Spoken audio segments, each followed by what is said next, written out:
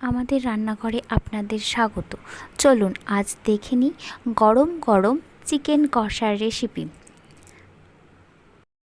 ভালো লাগলে চ্যানেলটি সাবস্ক্রাইব করে দিন। চিকেন কষা বানানোর জন্য প্রথমেই আমাদের যেটা করতে হবে সেটা হচ্ছে চিকেনগুলোকে সুন্দরভাবে ম্যারিনেট করে নিতে হবে। এরপর পেঁয়াজ কুচি, রসুন, আদা কুচি, টমেটো কুচি, কিছু ধনেপাতা কুচিয়ে নিতে হবে এবং এর সাথে কিছুটা লঙ্কা। এরপর রসুন, লঙ্কা এগুলোকে পেস্ট করে নিতে হবে।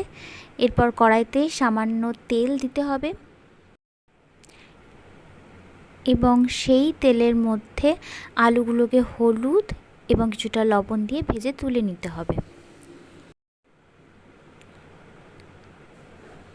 এরপর হচ্ছে তেলের মধ্যে কিছুটা জিরে, তেজপাতা, শুকনো লঙ্কা, গোটা গরম মশলা এগুলো দিতে হবে এবং এরপর পেঁয়াজ কুচিগুলো এর মধ্যে দিতে হবে।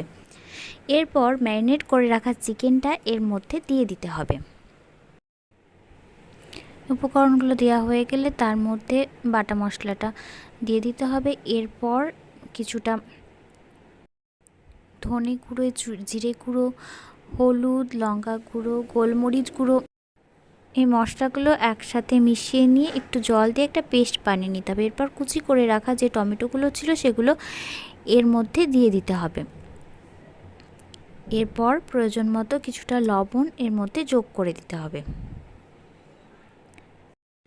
এরপর এটাকে ভালো মতো কষিয়ে নিতে হবে। এরপর চিকেন কারি মশলা প্রয়োজনে আপনারা দিতে পারেন এবং কিছুটা ফুটিয়ে রাখা গরম জল এর মধ্যে যোগ করে দিন। এবার এই উপকরণগুলোকে একসাথে কিছুক্ষণ ফুটতে দিন, তাহলেই তৈরি হয়ে গেল আপনাদের চিকেন কষা। এবার কুচিয়ে রাখা ধনেপাতা এর মধ্যে ছড়িয়ে নিন।